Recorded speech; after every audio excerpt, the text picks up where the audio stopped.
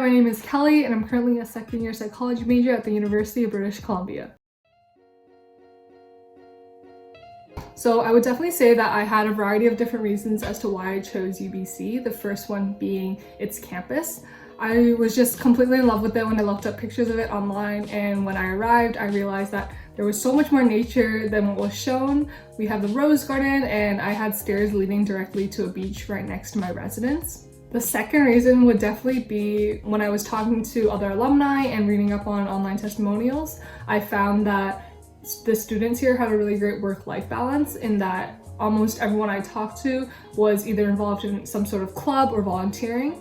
That was really something that I was interested in because I didn't really want to sacrifice my mental health and, social life just for the sake of getting a degree.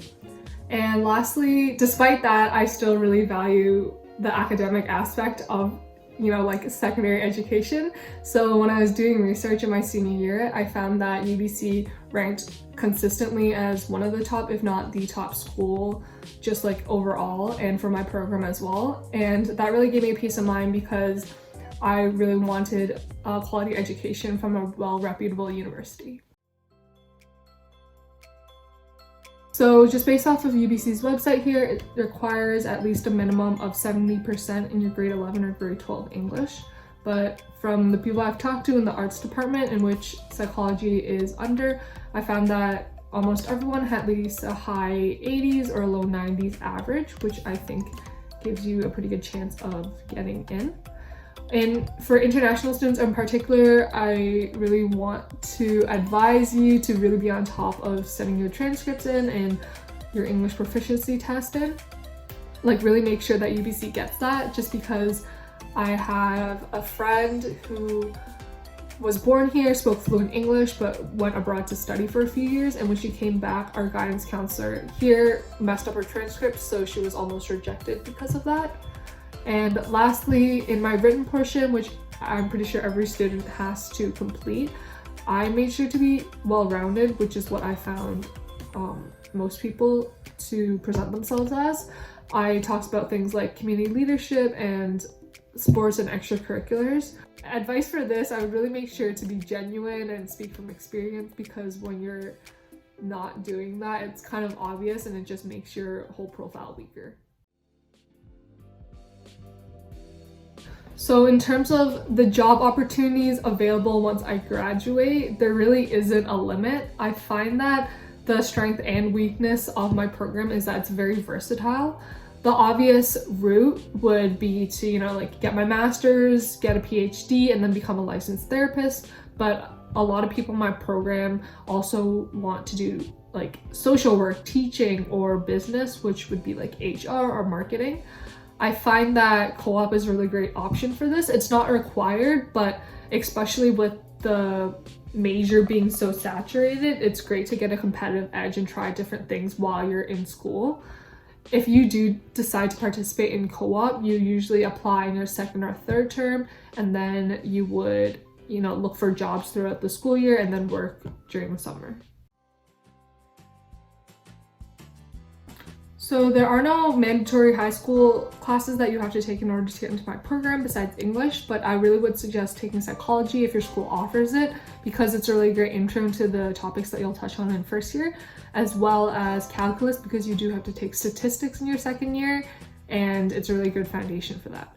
So in particular, the classes that I most enjoyed in my time here has been Psych 305, which is personality psychology with Dr. David King, and Psych 308 with Dr. Mark Schaller, which is social psychology.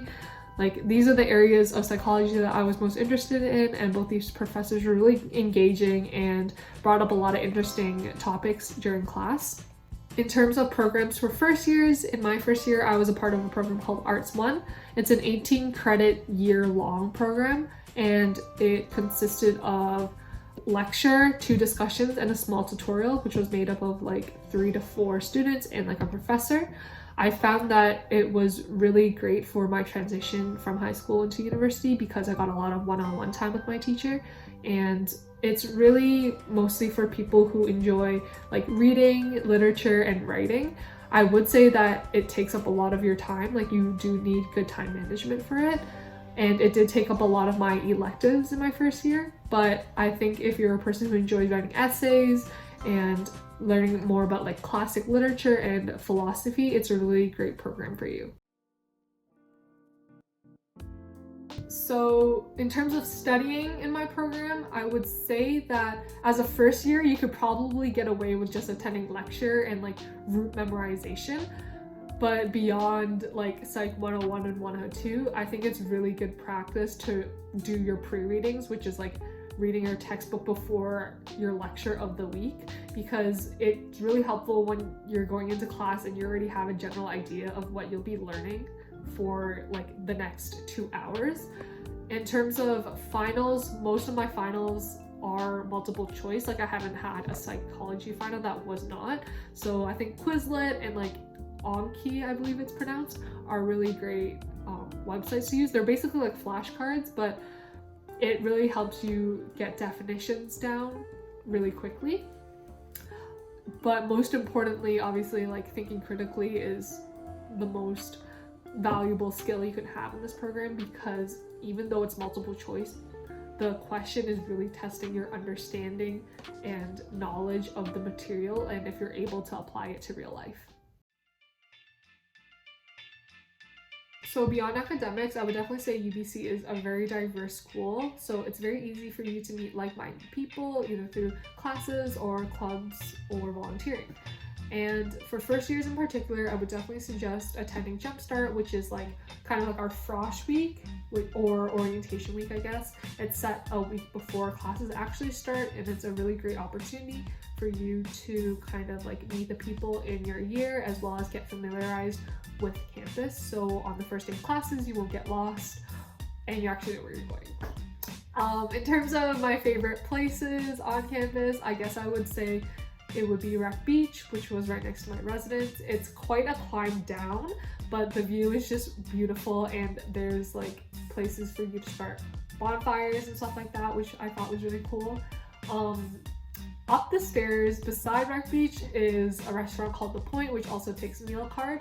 It's a pretty popular restaurant because they serve really great brunch, and they also have like steak dinners. But I know a lot of people who went there too much and they ran out of their meal card within a month, so be careful of that. There are a lot of academic resources available for students for free, such as like the Writing Center, which will review your written work, as well as the Math Center, I believe it's called. It's like a tutoring service. In terms of mental health, there are a lot of programs advertised to us. I can't speak on the quality of them because I haven't used any, but some of my friends have registered with the Center of Accessibility on campus, and because of that, they do get some extra time on assignments and on exams as well. But if it's something more specific, professors are usually pretty lenient if you come to them with like a personal emergency or just like a suggestion. As long as it's not like too outrageous, of course, they will allow you some leeway, I've found. So finally, advice from our first year self would definitely be pretty generic in terms of academics. It would be to keep on top of your pre-readings, because it would have saved me so much confusion during lecture. It would be to take advantage of the programs available, such as the Writing Center, as well as attending office hours, because the professors are really like understanding and they're actually nice, even though they seem kind of intimidating. But other than that, I would say to get at least 6 hours of sleep and no all-nighters more than like once in a row. It would be to, you know, like reload your campus card every month, which is like our bus pass, because it's so hard to get around without it. And lastly, it would be to at least join a club or be an exec, because it's also a great way to meet people.